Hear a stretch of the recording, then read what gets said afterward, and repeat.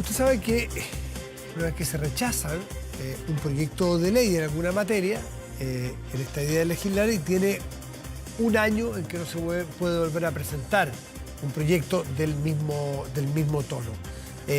Pasó con la reforma tributaria hace muy poco tiempo, que en principio se pasa un año, salvo que haya modificaciones y sea otro proyecto, pero no se trata de poder presentarlo todas las semanas y todos los meses, y eso pasó con los retiros. Pero ya se cumple mañana un año en que se votó y se rechazó el último retiro, y ahora puede volver. Y de hecho hay 6 proyectos que hacen mención a este tema de los retiros, a los fondos de pensiones, a los ahorros personales que cada uno de los chilenos y chilenas tienen.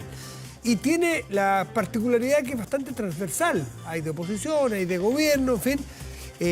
Pero vamos a ver, porque aquí está la disputa. El gobierno, por todas las vías, ha tratado de señalar de que sería bastante perjudicial para la economía chilena, y eso redunda en las personas. La economía no es un entelequia, no es un abstracto. La economía somos los chilenos que vivimos en este país, que sería un daño enorme para la ciudadanía. Mire usted la inflación, por ejemplo. Está Catalina Pérez con nosotros, que es diputada de RD y es vicepresidenta de la Cámara de Diputados y integrante de la Comisión de Constitución. Diputada Pérez, buenas noches. ¿Cómo está usted? Muy buenas noches, Matías. ¿Todo bien por acá? ¿Y tú?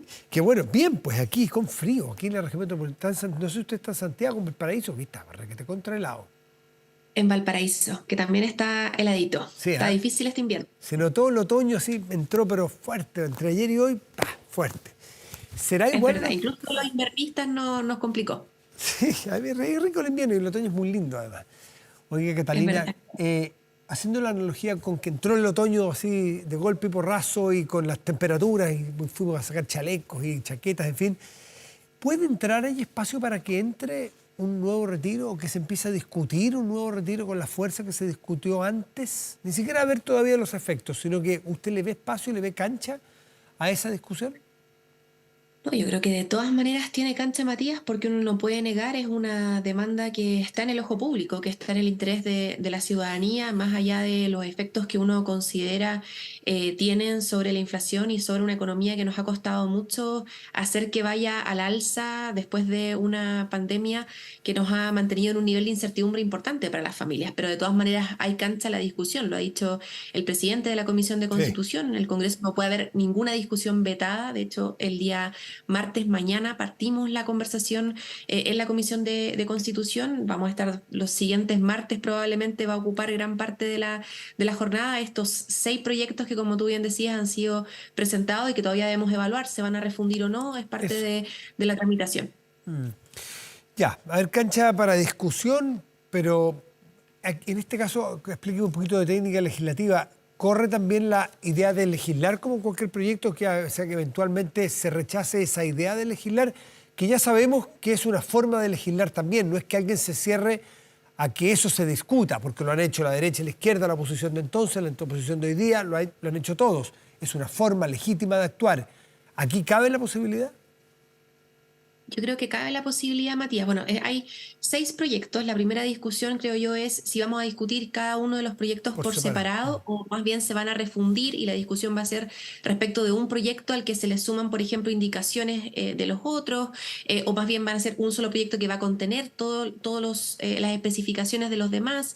Y luego ese proyecto o esos proyectos son debatidos en general en la Comisión de Constitución, se aprueba o se rechaza, luego son discutidos en particular y luego pasa a la sala donde es finalmente que se vota la idea de legislar o la idea matriz del proyecto. En caso de rechazo ocurre lo que ocurrió con el retiro Sí. pasado, que es que estamos un año sin poder debatir este mismo tema.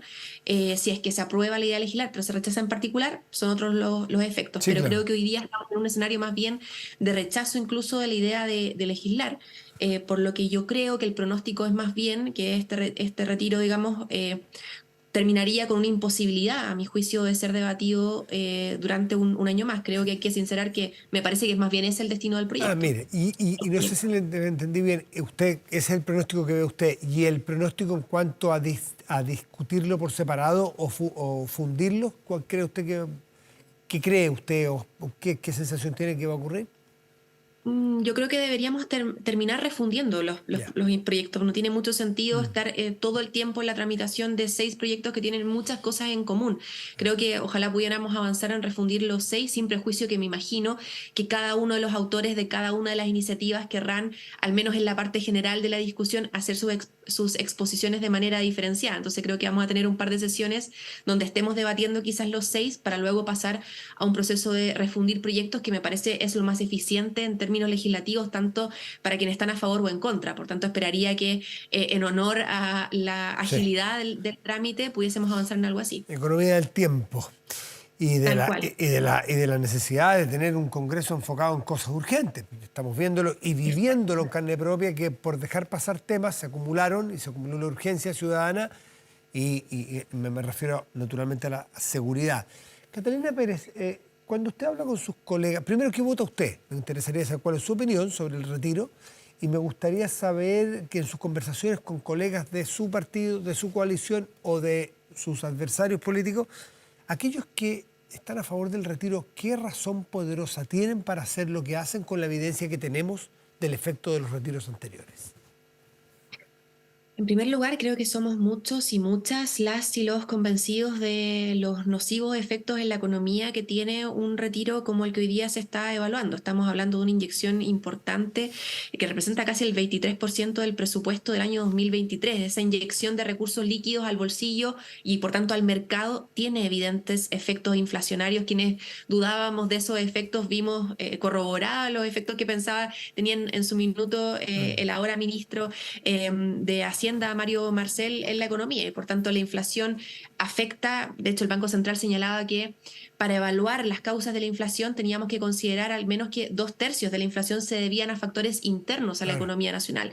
Y un elemento relevante, importantísimo de la caracterización de esa economía estaba dada por los retiros. Por tanto, uno podría decir con mucho fundamento que hoy día hemos probado que la inflación está directamente relacionada a los retiros y eso produce que la plata que por tanto extraen los chilenos y chilenas, los que todavía pueden sacar algo de sus fondos, produce que aumenten los precios, por tanto el valor de ese Claro. dinero disminuye y eso trae efectos en quienes consumen, en quienes más consumen, que son la clase media y los trabajadores de este país. Por tanto, O sea, este es un retiro con altos costos y no con tantos beneficios como uno podría pensar en, por ejemplo, casos anteriores. pero los beneficios de los casos anteriores, ¿cuáles fueron? Porque las ayudas pudieron haber provenido de reservas, de ahorros del Estado, de reconfigurar gastos en el Estado, en el gobierno anterior. ¿Qué beneficio tiene en sí mismo el que los chilenos y las chilenas se gasten sus ahorros que tienen por ley para cuando jubilen gastárselos antes? ¿Qué beneficio tiene? Yo creo que lo único que justificaba pensar en los retiros en un proceso anterior era que teníamos un gobierno que no había llegado a tiempo con ayudas económicas, estábamos en un momento de confinamiento de las familias, estábamos en un momento también en donde se veía completamente imposible avanzar en una reforma de pensiones y donde no se vislumbraban otras formas de entregar sus dineros. Pero creo que hoy día la situación es completamente distinta y por tanto ante una situación distinta se requieren también ¿Y no acciones será diferenciadas. que, y Estar ahí. cuánto hay de autocrítica, Catalina, en que ustedes antes eran oposición y hoy día son gobierno? Yo creo que hay un reconocimiento de las condiciones diferenciadas que estamos enfrentando ayer y hoy, pero creo que quizás sí hay una evaluación crítica respecto de la consideración en los efectos inflacionarios que tenía una medida como esta. Es cierto que la curva inflacionaria que teníamos durante los primeros retiros no era la misma que tenemos Porque hoy tiene el día. rezago, el efecto inflacionario no se produce de un día para otro, ni se Exacto. termina de un día para otro. Nos acaban de Exacto. decir el Banco Central que va a durar más de lo que pensaban, está siendo más porfiada la inflación de lo que creíamos. Tal cual, y por tanto, si alguno de nosotros tenía alguna duda respecto de que los retiros tuvieran un efecto directo en la inflación, creo que esas dudas quedan hoy día completamente afuera. Es por eso que no se entiende En- quienes insisten con claro. el método de los retiros como una forma de entregar, lo que dicen ellos, un alivio inmediato a la economía familiar, cuando es esa misma economía familiar la que se ve mermada por los mismos retiros porque Claro. los afecta en términos inflacionarios. Entonces, hoy día tenemos que trabajar en otras lógicas que Por permitan eso, aumentar los recursos de los chilenos y chilenas y además mejorar las pensiones, que creo que son las dos grandes necesidades que hoy día hay que ponderar. por supuesto, sin duda. Por eso que usted está más cerca de aquellos diputados, mi pregunta es que nos ayude a entender, y a la ciudadanía nos ayude a entender por dónde piensan aquellos que están a favor, si es porque no se han leído las minutas, no se han asesorado por expertos, porque la inflación que usted ha hablado ya con toda profundidad, incluso con autocrítica, de los efectos que tiene, decir que es una ayuda al sector retiro, sencillamente la evidencia indica que es engañar a la gente, porque Tal cual. le va a afectar por inflación y la inflación le va a afectar justamente a aquellas personas que se les quiere ayudar. Y además, gran mayoría de esas personas ya no tienen plata en sus cuentas individuales, por lo tanto, esas personas que más lo necesitan probablemente no tienen nada que retirar, o muy poquito. Entonces, Y esa ¿cuál es la persona, explicación que claro. dan? Y esas personas que no tienen nada que retirar y no van a poder retirar nada, van a sufrir también los efectos De la del inflación, alza de precios claro. en el consumo. Entonces, es una medida que en ningún caso beneficia ni a la clase media ni a los más trabajadores de este país. Es una medida muy popular. Y yo creo que esa es la única explicación que veo a parlamentarios y parlamentarias que finalmente terminan actuando de manera muy Claro. irresponsable. Porque claro, no puede ganarse un aplauso fácil en el distrito, pero ¿quién se hace responsable luego del Pero porvenir, digamos, ese económico de estas familias a quien uno debiese representar? claro, Sí, creo que ahí hay un problema en la estructura democrática al final. claro, esto toca un tema fundamental, porque hoy día es con los retiros, que es muy evidente, ¿no es cierto? Negarse al daño de los retiros es negarse a que la tierra es redonda, directamente. Entonces es muy fácil hablar de este tema, de lo nocivo que es un retiro. Pero usted habla de algo de... Lo que pasa es que es popular. ¿Cuánto ha penetrado el virus en nuestro poder legislativo y en nuestra política de que se legisla por lo popular y no por lo que es beneficioso? ¿Cuánto? Porque si es mucho, estamos en la B o vamos camino a la B. Esto es derecha, Yo izquierda, oposición y gobierno, porque esto es transversal. No hay un partido político aquí. Hay honestidad intelectual y honestidad política o engaño. Yo creo que es mucho lo que ha penetrado, Matías, y esta es una crítica que yo hago no solamente en términos de retiro, sino que también, por ejemplo, en materia de seguridad. Hoy día pasa que los debates que debiesen ser profundos en el Claro. Congreso Nacional respecto de cómo nos hacemos cargo de problemas que no son sencillos, terminan simplificándose a un nivel tal que se transforma en un abuso del instrumento democrático para efectos de solucionar los problemas que la ciudadanía hoy día tiene, que son reales y que requieren de una respuesta de la política, requieren de una respuesta a la democracia. Y esto es gravísimo porque finalmente cuando la política, la democracia no son capaces de solucionar los problemas cotidianos de las personas, no solamente digamos, se degradan las instituciones, sino que se degrada el funcionamiento del sistema democrático y eso da lugar a discursos autoritarios, a discursos populistas que finalmente nos hacen renunciar al Congreso Nacional, a la democracia o a la política como una manera de, insisto, solucionar problemas cotidianos. Entonces, esto no es, y esto yo creo que lamentablemente no tanta gente como debería lo entiende dentro del Congreso Nacional. Hay ciertos debates que son debates que yo le llamo siempre como de Estado, que debieran requerir de un diálogo más profundo y menos coyuntural, que debieran requerir no una respuesta emocional a un momento determinado, sino una reflexión racional profunda para, de nuevo, relevar la democracia y la política como una herramienta real de solución a los problemas de Y las pa- personas. Y eso no es algo que beneficie a la izquierda o a la derecha, es algo que Obvio. beneficia a la democracia, a todos quienes creemos en ella, como una forma, digamos, de organizarnos societariamente. Entonces, creo que es un momento muy complejo para eso en A nuestro mí me país. llamó mucho la atención porque si hacemos mención a todo lo que nos dijeron los expertos para los retiros iniciales, algunos decían que eso era política del terror y no querían escuchar a los expertos. Hoy día hay otros, en otro contexto, que en materia de seguridad, cuando se legisla con mucha más rapidez quizás de la deseada, hablan los expertos en materia de seguridad, los expertos, los profesores de todas las universidades, hay algunos legisladores que también se tapan los oídos y dicen, no quiero escuchar a los expertos, quiero votar aquí y ahora. Y ahí también corre el aplauso. O sea, esto es para todos los temas y en todas las regiones y en todos los partidos políticos, que en general escuchar a los expertos no es porque uno le dé gustito y quiera ir a volver a la universidad, volver al colegio. Los expertos muchas veces son catedráticos, son litigantes, son expertos técnicos. Se les escucha poco a veces de lado y lado. ¿Y hasta dónde, yo me pregunto, Matías, es válido hacer el gallito político? Porque parece que finalmente algunos prefieren siempre hacer el gallito político, ya sea contra el gobierno, ya sea los que son, digamos, oposición de lado y lado cuando les toca, hacer el gallito político o optar por el aplauso fácil en vez de tener una conversación haciéndose cargo de la responsabilidad que uno tiene a la hora de ser parlamentario o parlamentaria. Mañana vamos a enfrentar una discusión muy importante respecto al royalty minero en el Senado, por ejemplo. Y yo lo que esperaría es que algo tan sentido para la economía, como es el royalty minero, para las regiones, como es el royalty minero, para aumentar la recaudación fiscal para derechos sociales, como es el royalty minero, no sufriera de este mal del gallito político permanente, sino que más bien tuviera la virtud de ser una conversación de Estado. Entonces, esto se atraviesa en todas las Y materias, también se atraviesa en el técnica. sector en seguridad, en royalty, la sordera, como tú decías, a la hora de escuchar evidencia para legislar. Así, nadie dice, ojo, que esto, porque en ese caso pongamos a legislar a expertos, digamos, si esto solo se No, por tratara supuesto. de quién tiene el mejor paper, digamos, quién tiene la mejor evidencia, pero la evidencia tiene que servir de insumo para hacer buena política, y eso es lo que no ocurre dentro de la conversación. Y yo creo que, insisto, si no nos damos cuenta todos, de izquierda o derecha, que la política tiene que ser útil, sentémonos todos a ver cómo avanzan los populismos y cómo avanza el autoritarismo, porque la democracia no fue capaz de solucionarle la vida a nadie. Entonces creo que en eso hay una pelea política profunda del momento en que vivimos como país, y ahí yo confío e incluso una derecha democrática, en que también una izquierda responsable sea capaz de llegar a esos puntos y esos acuerdos en común, que son fundamentales. Y no lo digo porque seamos gobierno, lo digo porque estamos enfrentando un momento de inflexión política en Chile que requiere de responsabilidad democrática. En el caso del royalty, ¿cuál es el límite donde uno puede legítimamente querer recaudar como Estado más impuestos de la actividad minera, pero que no afecte a la actividad minera? Porque hay un límite en que puede ser complejo, en que sea menos atractivo seguir invirtiendo y eso naturalmente perjudica en mediano y largo plazo en la recaudación de los impuestos. Hay claridad técnica, hay claridad, hay generosidad de escuchar y no creer que el otro es miserable, que el otro no quiere pagar o que el otro está atentando contra la minería, porque siempre son polarizantes las discusiones.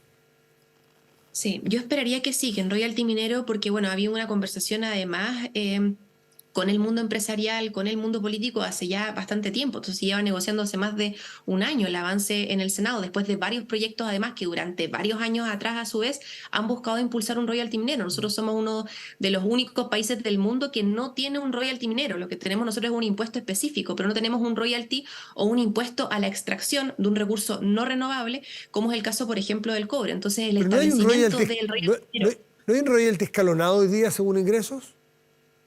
Hoy día lo que tenemos es un royalty escalonado en función de las ganancias que se Sí, obtienen a la hora de vender el mineral, sí. pero no en función de la extracción, que es la idea misma del royalty. Entonces, yo creo que ni siquiera estamos hoy día en digamos, el fondo del debate, ni siquiera está en el porcentaje hoy día, sino en el establecimiento de un royalty base sobre el cual luego uno pueda determinar lo que tú señalabas, hasta dónde es válido, digamos, cobrar. Pero hoy día no estamos cobrando nada por la extracción. Y me parece que en ese sentido la discusión del Senado ha sido una discusión bien moderada, que abre la puerta, que de hecho el mismo Consejo Minero lo ha considerado como algo razonable, digamos, que poner en el debate público para luego proyectar una política más en el mediano o largo plazo respecto de qué queremos con nuestros recursos, que creo que además va muy de la mano de, por ejemplo, la conversación respecto de una estrategia nacional del litio o cómo va a ser nuestra relación en general con los recursos naturales de nuestro país. Hay sensación cuando se discute esto, más allá de cuál sea la técnica, ¿no es cierto? Si va a ser por extracción una parte, el resto escalonado por ingreso. Hay sensación de que Chile compite en el mundo minero y que no es único, que no están todos los compradores afuera de nuestros puertos esperando que nosotros les mandemos cobre, sino que competimos con otros cobre y que tenemos que ser competitivos para que nos compren nuestro cobre, porque hay cobres en otras partes del mundo también, y que con el litio pasa lo mismo. O sea, hay sensación de, está bien, cobrar, obvio, es de todos los chilenos lo que está en el subsuelo, pero de que no hay que desincentivar a que haya más prospección y más inversión minera. Yo creo que como en todo hay que llegar a un justo equilibrio. Y creo que, yo creo que todavía estamos en miras, digamos, de lo que va a pasar en la comisión mañana del Senado, lo que va a pasar en sala el día miércoles, si es que se va a votar de partida en sala el día miércoles o no, de este valor de llegar a este justo equilibrio, ¿no? De cómo continuamos fomentando la inversión en Chile, que es imprescindible, no solamente hoy día, sino que siempre, y cómo por otro lado vamos asegurando recaudación hacia el Estado. Yo creo que hoy día estamos lejos de alcanzar ese equilibrio, porque la recaudación no se genera a un nivel mínimo, digamos, para ponernos siquiera en competencia dentro de un marco, digamos, razonable a nivel mundial. Creo que necesitamos avanzar en la conversación de royalty. Ahora, ¿cuánto royalty? Es parte de ese justo equilibrio y ese debate que espero se dé. Catalina Pérez, diputada de RD, vicepresidente de la Cámara, muchísimas gracias por conversar esta noche y como siempre con nosotros. Que esté muy bien. Nos vemos. Un gusto, buenas noches. Chao, chao. Gracias, igualmente. Chao, chao.